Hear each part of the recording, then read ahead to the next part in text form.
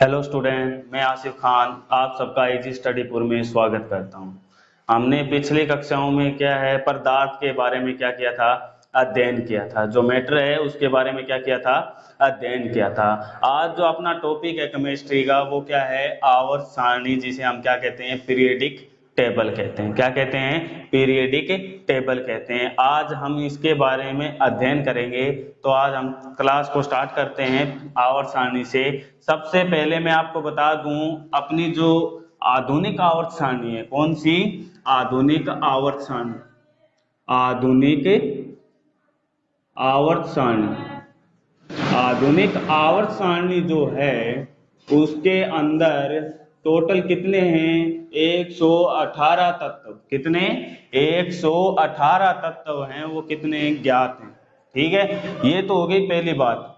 अब मैं आपको बता दूं, इस आवर्त सारणी के अंदर, इस आवर्त सारणी के अंदर प्रत्येक तत्व को अलग अलग क्या किया गया है, रखा गया है। क्या किया गया है, अलग अलग रखा गया है। जिस प्रकार मान लीजिए हमारे पास जो बुक्स हैं, जैसे math, science, English, Hindi, Sanskrit, social science, जो भी हमारे पास बुक हैं, उन सबको अगर एक साथ मिक्स कर दिया जाए और फिर क्या किया जाए, पढ़ा जाए, तो क्या होगा, हमारे लिए थोड़ा डिफिकल्ट होगा। क्या होगा, थोड़ा दिक्कत होगी उसे पढ़ने के लिए। क्यों, क्योंकि वो सब बुक्स क्या हो गई, एक साथ हो गई। उसी प्रकार अगर मैं आपको ये कहूं कि उनका अगर हम अलग अलग अध्ययन कर रहे हैं, उनका क्या कर रहे हैं, अलग अलग अध्ययन कर रहे हैं। जैसे कि मान लीजिए हमारे पास साइंस है, साइंस के अंदर क्या है, साइंस के अंदर जैसे आपके पास क्या आती है, केमिस्ट्री आती है। केमिस्ट्री के अंदर भी पार्ट्स होते हैं अलग अलग।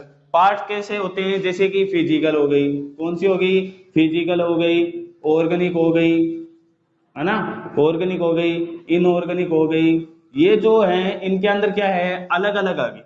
भाई एक केमिस्ट्री है, उसका पार्ट भी कितने में बांट दिया, 3 के अंदर डिवाइड कर दिया। 3 में डिवाइड करने का अर्थ क्या हो गया कि उनका विभाजन करने से क्या हो गया, सरल अध्ययन हो गया। उनका क्या हो गया, सरल अध्ययन हो गया। उसी प्रकार जो अपनी आवर्त सारणी है उसका भी वर्गीकरण किया गया। अब उसका वर्गीकरण किस प्रकार किया गया, उसका हम क्या करेंगे, अध्ययन करेंगे। तो यहाँ पर सबसे पहले जो वर्गों का वर्गीकरण क्या, सॉरी, जो हमारे तत्व थे उनका वर्गीकरण किया था, वो वैज्ञानिक कौन थे, डोबे राइनर। कौन थे, डोबे राइनर। डोबे राइनर हैं, उन्होंने क्या किया था, हमारे जो आवर्त सारणी है उससे क्या किया गया था भाई, अपना वर्गीकरण स्टार्ट किया था। तो इन्होंने जो नियम दिया था वो नियम क्या था, डोबे राइनर का त्रिक नियम। कौन सा था, डोबे राइनर का त्रिक नियम। ध्यान दो, डोबे राइनर का त्रिक नियम। अब इसके आधार पर देखो क्या बताया था इन्होंने। इन्होंने क्या किया, 3-3 का समूह लिया। क्या लिया, 3-3 तत्वों का समूह लिया। जैसे एग्जाम्पल लेते हैं, इन्होंने क्या लिया, जैसे कि लिथियम, ठीक है, एक ले लिया सोडियम, एक ले लिया पोटेशियम। ऐसे क्या लिए, 3-3 का समूह बनाया और 3 समूहों के आधार पर उन्होंने त्रिक नियम की व्याख्या की। और उसमें उन्होंने क्या बताया, उन्होंने ये बताया कि जो हमारे पास 3 जो तत्व लिए हैं उसमें प्रथम तत्व व तृतीय तत्व का परमाणु भार का औसत, परमाणु भार का औसत जो द्वितीय तत्व है उसके क्या आएगा, लगभग बराबर आता है। क्या आता है, दूसरे तत्व के परमाणु भार के लगभग क्या आता है, लगभग अपना क्या आता है, बराबर आता है। क्या आता है, लगभग बराबर आता है। तो कैसे आता है उसे हम क्या करेंगे, सोल्व करेंगे। ये तो था डोबे राइनर का त्रिक नियम। इनमें इन्होंने क्या किया, जैसे कि लिथियम है तो लिथियम का जो परमाणु भार है वो कितना होगा, लिथियम आता है 3 पर, तो इसका परमाणु भार कितना हो गया, 7। कितना हो गया, 7। इसी प्रकार सोडियम है, सोडियम कितने पर आता है, 11 पर, तो सोडियम का जो परमाणु भार है वो कितना होगा, 23। इसी प्रकार जो पोटेशियम है हमारे पास, क्या है, पोटेशियम है, इसका परमाणु भार कितना होगा, 39। कितना होगा 39। अब इन्होंने क्या कहा है, प्रथम तत्व और तृतीय तत्व का परमाणु भार। अब देखो हमारे पास प्रथम तो ये है, तृतीय ये है, यानी कि 7 + 39 39 आ गया। अब इसका क्या करना है, औसत करना है। औसत करने पर मैं आपको बता दूं क्या किया जाएगा, 2 का भाग दिया जाएगा। अब ये कितने हो गए हमारे पास, ये कितने होंगे, ये होंगे 46। कितने होंगे 46, और पार्ट 2 से डिवाइड करोगे क्या आएगा आपके पास 23। यानी कि यहाँ पर हमारे पास जो 23 आ रहा है वो क्या है, सोडियम का परमाणु भार, यानी कि समान आ रहा है, बराबर आ रहा है। लेकिन इन्होंने क्या कहा कि जो तिर्क हैं यानी कि डोबेराइनर है, उन्होंने क्या कहा था, उन्होंने ये कहा था कि जो प्रथम और तृतीय तत्व जो अपने हैं उनके परमाणु भार का औसत है वो द्वितीय तत्व का जो परमाणु भार है उसके लगभग क्या आता है, बराबर आता है। यानी कि थोड़ा बहुत ऊपर नीचे हो सकता है। जैसे कि मैंने कहा यहाँ पर 23 है तो यहाँ पर 23 आ गया, ये तो करेक्ट है। लेकिन यहाँ पर अगर हमारे पास 22.8 आ जाए या 23.4 आ जाए तो ये क्या है, दोनों ही करेक्ट आएंगे। क्यों आएंगे करेक्ट, जैसे कि भाई यहाँ पर हमारे पास पॉइंट के बाद कितना है 8 है, तो 10 के पास है तो इसे हम क्या मान सकते हैं, 23 मान सकते हैं। इसी प्रकार देखो ये 4 पॉइंट का कोई फासला नहीं है तो इसे भी हम क्या मान सकते हैं, 23 मान सकते हैं। इसका अर्थ ये हो गया कि लगभग क्या आ गया है, बराबर आ गया। थोड़ा बहुत क्या है ऊपर नीचे होता है, लेकिन क्या है परमाणु भार का जो औसत है द्वितीय तत्व के परमाणु भार के क्या आता है, बराबर आता है। और इन्होंने क्या किया था, इन्होंने सिर्फ 9 तत्वों तक ही ज्ञात किया था। क्या किया था, 9 तत्वों का ही ज्ञात किया था। 9 तत्वों के बारे में बताया था इन्होंने कि भाई जो अपने पास 3-3 का समूह बनाया, 9 तत्वों का बनाकर, और उनके बारे में ही क्या किया, बता सके। उसके आगे इन्होंने बता नहीं पाए, वर्गीकरण नहीं कर पाए। उसके बाद जो नियम दिया गया वो था अष्टक नियम। कौन सा था, अष्टक नियम। अब हम उसके बारे में पढ़ेंगे। इसी प्रकार का है, देखो कौन सा अष्टक नियम कौन सा है, वो उसके बारे में हम क्या करेंगे, अध्ययन करेंगे। अष्टक नियम कौन सा है, देखो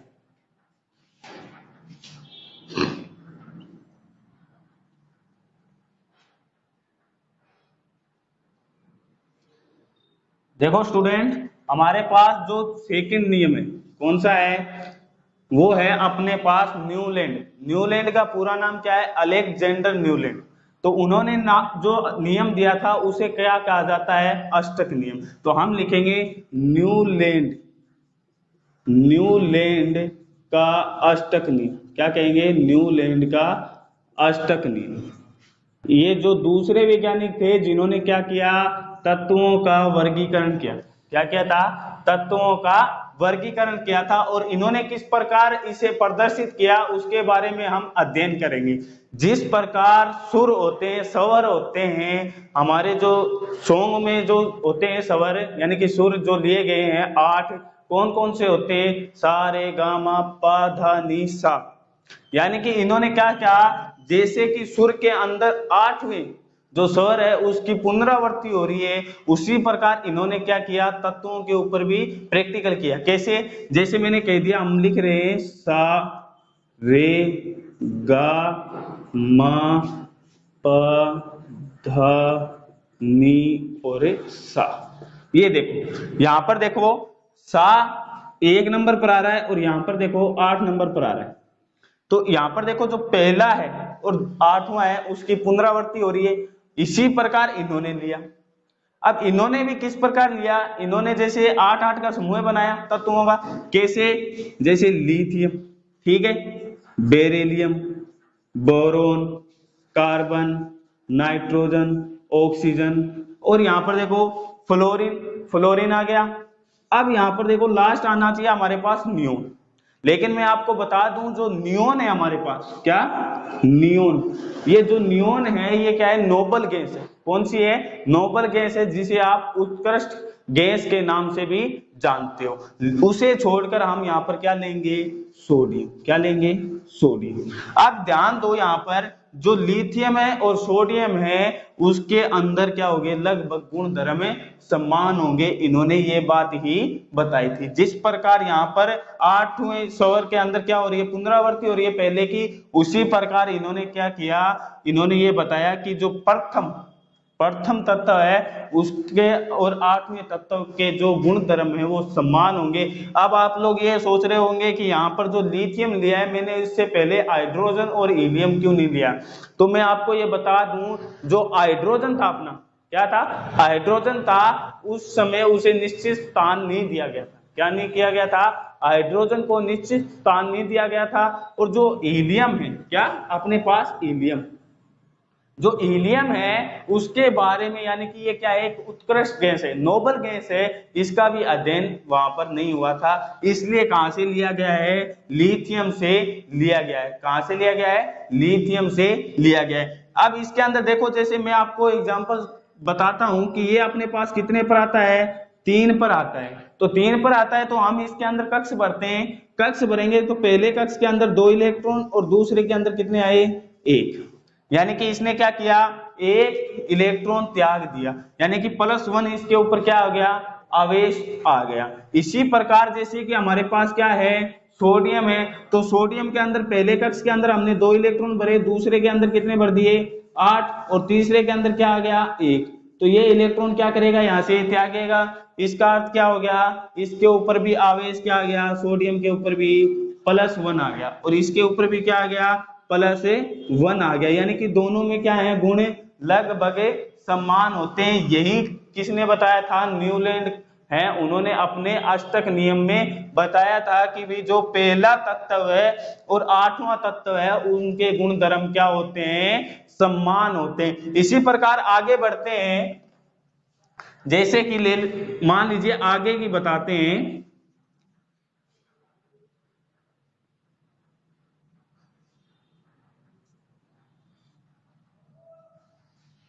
जैसे कि हमारे पास सोडियम आ गया,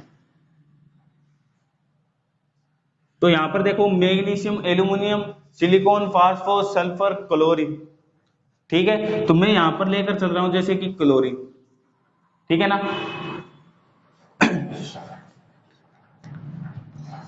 देखो sodium, magnesium, aluminium, silicon, phosphorus, और यहां पर आ जाएगा सल्फर, और फिर यहां पर आ जाएगा क्लोरीन, और यहां पर आएगा आर्गन आपके।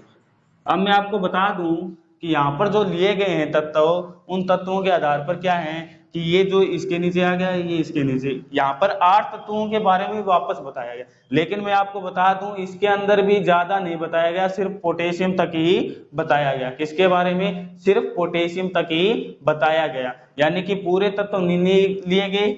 यहाँ पर भी जो अष्टक नियम लिया गया है वो कहाँ तक लिया गया है? लिथियम से पोटेशियम तक ही बताया गया है कि भाई जो पोटेशियम है वहां तक अष्टक नियम इन्होंने क्या किया? पूर्ण किया। अष्टक नियम इतना ही बताया गया, आगे इसे क्या नहीं कर सके? प्रस्तावित नहीं कर सके, यानी कि आगे बढ़ा नहीं सके। इतना ही इन्होंने क्या किया? बताया। ये हो गए हमारे क्या? 2 नियम जिन्होंने क्या किया था? तत्वों का वर्गीकरण किया था। क्या किया था? तत्वों का वर्गीकरण किया था। अब आगे बढ़ते हैं हम, जो आगे बढ़ेंगे उसके अंदर आपने आता है मेंडलीफ। क्या आता है? मेंडलीफ। अब उसके बारे में पढ़ेंगे कि मेंडलीफ के जो सारणी है किस प्रकार उन्होंने सोल्व की थी, उसके बारे में डिटेल से पढ़ेंगे। देखो अपने पास क्या बोल रहा हूं मैं, मेंडलीफ की आवर्त सारणी थी, उसके बारे में अध्ययन करेंगे। मेंडलीफ की आवर्त सारणी, इसके बारे में हम अध्ययन करेंगे कि इन्होंने आवर्त सारणी को किस प्रकार व्यवस्थित किया था और किस क्या बताया था इसके बारे में, उसका पूर्ण अध्ययन करेंगे। तो सबसे पहले मैं आपको बता दूं, मेंडलीफ है, इन्होंने क्या किया था? आवर्त सारणी को व्यवस्थित किया था। यानी कि सबसे पहले जो सारणी के अंदर तत्वों को बंधित किया था वो कौन थे? मेंडलीफ। कौन थे? मेंडलीफ। अब मैं आपको बता दूं जो आवर्त सारणी है उनका जनक किसे कहा जाता है? पहला पॉइंट हम जो बनाएंगे, हम ये बनाएंगे आवर्त सारणी। क्या बताएंगे? आवर्त सारणी का जनक। आवर्त सारणी का जनक किसे कहा जाता है? मेंडलीफ को कहा जाता है। किसे कहा जाता है? मेंडलीफ को कहा जाता है। मेंडलीफ को कहा जाता है। अब मैं आपको बता दूं, यहां पर जो हम मेंडलीफ नाम ले रहे हैं, क्या ले रहे हैं? मेंडलीफ नाम ले रहे हैं, इनका पूरा नाम क्या है? इनका पूरा नाम है दमित्री, क्या नाम है? दमित्री इवानो, क्या है? दमित्री इवानोविच, क्या है? दमित्री इवानोविच मेंडलीफ, क्या नाम है? दमित्री इवानोविच मेंडलीफ पूरा नाम है इनका, जिन्होंने क्या किया था? आवर्त सारणी को व्यवस्थित किया था। क्या किया था? आवर्त सारणी को व्यवस्थित किया था, उसके अंदर क्या किया था? तत्वों को रखा था। और उनके बारे में हम क्या करेंगे? शुरुआत से अध्ययन करेंगे। तो मैं आपको बता दूं, इन्होंने जो सारणी बनाई थी, जो आवर्त सारणी बनाई थी, उसे क्या किया? एक नियम बताया। इन्होंने क्या किया? एक नियम का प्रतिपादन किया। और उस नियम को किस आधार पर लिया? मैं आपको बता दूं, उस नियम को परमाणु भार के आधार पर लिया। किसके आधार पर लिया? परमाणु भार के आधार पर लिया, यानी कि परमाणु भार का बढ़ता क्रम है उसके आधार पर। क्या बताया इन्होंने? इन्होंने ये बताया कि जो परमाणु क्रमांक है, तत्वों का जो परमाणु क्रमांक है, वो परमाणु भार के क्या होते हैं? आवर्ती फलन होते हैं। क्या बोल रहा है? ये बोल रहा है कि तत्वों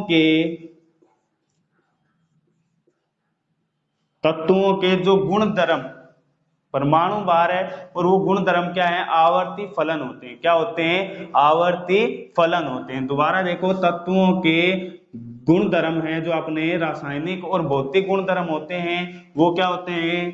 तत्वों के रासायनिक व भौतिक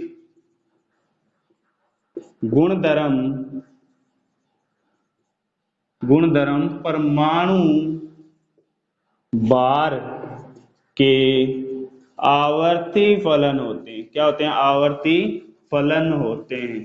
अब मैं आपको बता दूं, आवर्ती फलन होते हैं, इसे ही क्या कहा जाता है? आवर्त नियम कहा जाता है। और किसका कहा जाता है? मेंडलीफ का आवर्त नियम कहा जाता है। क्या कहा जाता है? मेंडलीफ का आवर्त नियम कहा जाता है। अब हम इनकी उपलब्धियां पढ़ेंगे कि इनकी उपलब्धियां क्या क्या थी। तो मैं आपको बता दूं, जो इनकी उपलब्धियां थी उसके बारे में हम अध्ययन करते हैं। सबसे पहले देखो,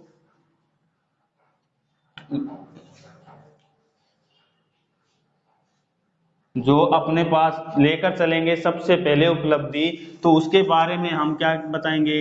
इन्होंने क्या किया? जो सारणी बनाई थी, उस सारणी के अंदर इन्होंने क्या किया था? दो पंक्तियां व्यक्त की थी। दो पंक्तियां व्यक्त की थी। उसके अंदर एक तो इस प्रकार बनाई थी व्यक्त, है ना, और एक बनाई थी हमारे पास इस प्रकार।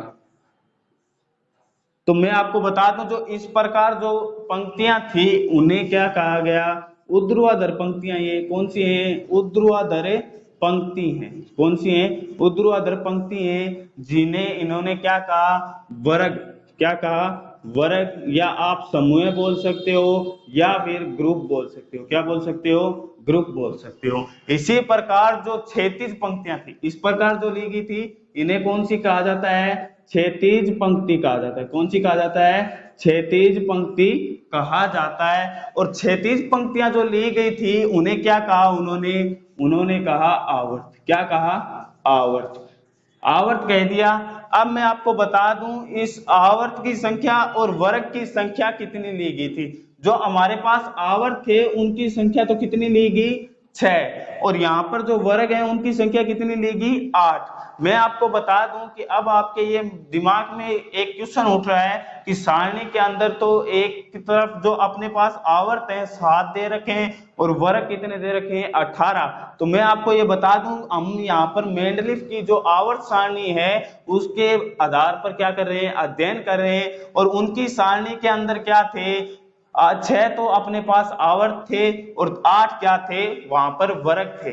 तो ये उन्होंने क्या किया? व्यवस्थित किया। सेकंड पॉइंट आपको बता दूं मैं, सेकंड पॉइंट हमारे पास क्या बनता है? सेकंड पॉइंट में उन्होंने क्या किया? जो उन्होंने अपने तत्व खोजे थे और उनके मध्य में उन्होंने क्या किया? जैसे कि मान लीजिए मैंने आपको कह दिया कोबाल्ट और एक अपने पास है निक्कल। ठीक है, क्या है? निक्कल। निक्कल और कोबाल्ट। कोबाल्ट क्या अपने पास कितना होता है? 59.9। ठीक है, और इसका कितना होता है? लगभग 59.7। यानी कि दोनों का परमाणु भार आ गया, क्या आ गया, परमाणु भार आ गया। अब परमाणु भार इतना आ गया तो परमाणु भार के आधार पर मैं आपको बता दूं, जो आवर्त सारणी है उसके अंदर सबसे पहले हम किसको रखते हैं, कोबाल्ट को रखते हैं। किसको रखते हैं, कोबाल्ट को रखते हैं। और उसके बाद हम क्या रखते हैं, निकल को रखते हैं। आप खुद ध्यान दो, यहाँ पर जो परमाणु भार अधिक है उसे पहले रखा और जिसका कम है उसे बाद में रखा। यहाँ पर सेकंड पॉइंट हमारा ये बन रहा है कि जो परमाणु भार अधिक यानी भारी तत्व थे उन्हें क्या किया गया, हल्के तत्वों से पहले रखा गया। हम लिखेंगे क्या, भारी तत्वों को हल्के तत्वों से पहले रखा गया। क्या किया गया, पहले रखा गया। ये पॉइंट बन गया।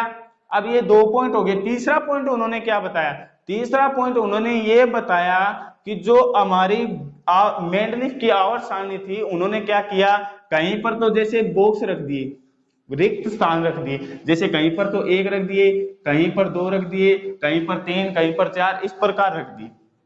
तो उन्होंने क्या बताया कि भविष्य में जो हमारे तत्व खोजे जाएंगे उन्हें क्या किया जाएगा, इन वर्ग या आवर्त में रख दिया जाए, इनके गुण धर्मों के आधार पर। क्या कर दिया जाए, इनके गुण धर्मों के आधार पर। ये इन्होंने बता दिया। इसके बाद हम आगे बढ़ते हैं तो इन्होंने क्या बताया, इन्होंने ये बताया कि मान लीजिए कभी हमारे पास जो तत्व खोजे जाएंगे उनका अगर नामकरण जैसे मान लीजिए ना हो, उनका नामकरण ना हो तो उनका नामकरण किस प्रकार किया जाए, क्या किया जाए, नामकरण है वो किस प्रकार किया जाए।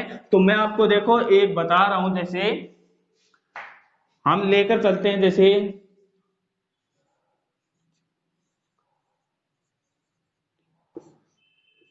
देखो, अब ये देखो ये वर्ग 13 है, उसका है, उसके बारे में बता रखा है। तो मैं आपको बता दूं यहां पर जैसे मान लीजिए हमने मान लिया कि यहां पर गैलियम है, ये यहां पर अनुपस्थित है, यानी कि इसकी खोज नहीं थी, ठीक है, इसकी खोज नहीं हुई थी। तो इन्होंने क्या कहा, मेंडलीफ है, इन्होंने ये कहा कि जो हमारे पास अगर मान लीजिए हमने यहाँ पर खोज कर ली कि गैलियम है, हमने ये बताया नाम नहीं लिखा लेकिन Ga यानी कि गैलियम में कोई तत्व हमने खोज लिया।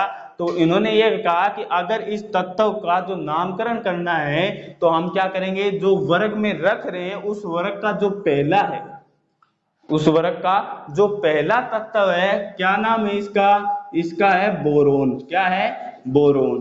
क्या है, बोरोन। तो इन्होंने कहा कि इसका जो नाम है, अब इसका नाम क्या रख दिया, इसके आधार पर रख देंगे एका बोरोन। क्या रख देंगे, एका बोरोन। जब तक रियल नाम हमारे पास आगे ना आए तब तक हम क्या नाम रख सकते हैं, एका बोरोन। यानी कि इस वर्ग के अंदर क्या है, फर्स्ट तत्व हमारे पास बोरोन है और इसके लिए हम क्या कर देंगे, आगे एका लगा देंगे तो क्या हो जाएगा, एका बोरोन इसका नाम हो जाएगा। ये एक ट्रिक बन जाती है इस प्रकार वर्ग को याद करने की, जैसे कि क्या होगा, बिना इलायची गरम इंडियन टी।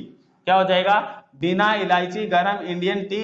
या फिर आप ऐसे लिख सकते हो बैंगन आलू गाजर, और यहां पर आप लिख सकते हो इन थैले में।